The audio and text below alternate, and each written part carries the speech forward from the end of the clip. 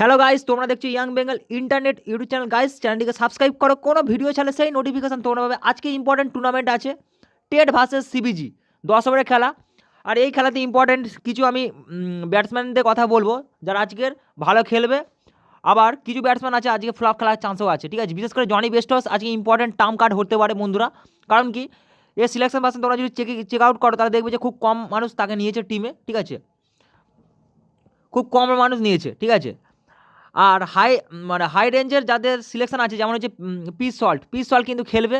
আজকে টিমটা সেদিক দিয়ে করলাম। টেড আজকে জেতার চান্স আছে, ঠিক আছে। তা আমি যে সমস্ত বলারগুলোকে রাখলাম, দেখো বন্ধুরা, নিয়াল তুষারা কিন্তু ইম্পর্টেন্ট বলার, ফাস্ট বলার, 2 ওভার বল করবে কনফার্ম, ঠিক আছে। নূর আহমেদকে রাখলাম কারণ কি সিলেকশন পার্সেন্ট কম লোক নিয়েছে। আমি রাখলাম কারণ কি এর সিলেকশন সব থেকে কম, তাই তাকে ভাইস ক্যাপ্টেন করলাম ডাইরেক্ট, ঠিক আছে।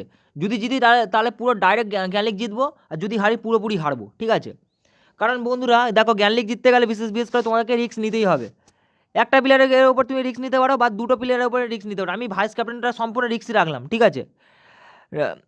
কারণ নূর আহমেদ এমন একটা বলার, কারণ যখনই বল করবে কিন্তু উইকেট নেবে, কারণ 2 ওভার এখানে কনফার্ম বল দেওয়া উচিত, ঠিক আছে। সেই দিক থেকে আমি কিন্তু নূর আহমেদকে ভাইস ক্যাপ্টেন করলাম ঠিক আছে। জুবির খানকে রাখলাম কারণ কি অফ স্পিন বল করবে, ওই দিক দিয়ে উইকেট নেবে, ঠিক আছে।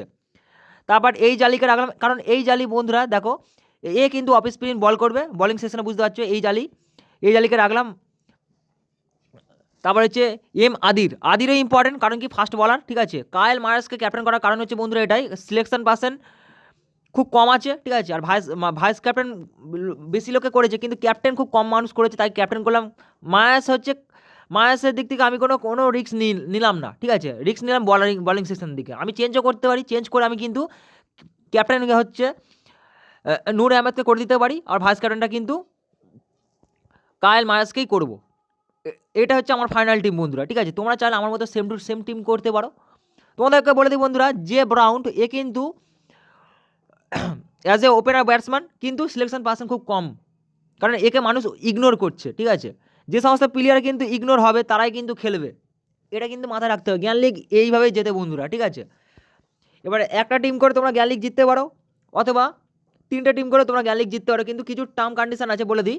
ইম্পর্টেন্ট কিছু ব্যাটসম্যানের উপর তোমাদের কিন্তু অ্যানালাইসিস করতে হবে, তাহলে যদি ঠিকঠাক অ্যানালাইসিস না করো তাহলে কিন্তু তোমরা জ্ঞান লিগ জিততে পারবে না।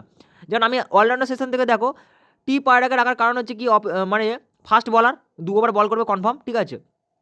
এই দিক থেকে টি পায়রাটাও ইম্পর্টেন্ট, বুঝতে পারছো। যে সমস্ত টিম আমি আজকে যে টিমটা করলাম, এটা সম্পূর্ণ কিন্তু ইউনিক একটা টিম বলতে পারো তোমরা, ঠিক আছে। সম্পূর্ণ ইউনিক টিম, কারণ যারা যারা টিম করে সব ব্যাটিং সেকশন থেকে রাখবে। আমি কি করলাম, বলিং সেকশন থেকে বেশি রাখলাম, কারণ কি বলিং সেকশন এখানে ইম্পর্টেন্ট আছে, ঠিক আছে। কারণ 10-10-20 ওভারের খেলা টোটাল, ঠিক আছে। টি10 মানে হচ্ছে বলিংটা অবশ্যই ইম্পর্টেন্ট হবে, কারণ উইকেট নেবে। কারণ ফার্স্ট যারা হচ্ছে ওপেনার ব্যাটার্স আছে তারা কিন্তু 4-6 মারার তালে কিন্তু আউট হয়ে যাওয়ার চান্স বেশি, ঠিক আছে। ব্যাটিংয়ে একদম রিস্ক নিলাম না, কারণ আমি চাইলে ব্যাটিংয়ের দিক থেকে ক্যাপ্টেন করতে পারতাম, বিশেষ করে জনি বেস্টার্সকে, অথবা উইকেট কিপার সেকশন থেকে সল্টকে। কারণ সল্টকে বহুত মানুষ করেছে, 90%-এর বেশি হচ্ছে মানুষ হচ্ছে ক্যাপ্টেন করে রেখেছে, ঠিক আছে। নিয়েছে টিমেতেও রেখেছে, পাশাপাশি ক্যাপ্টেনও করেছে।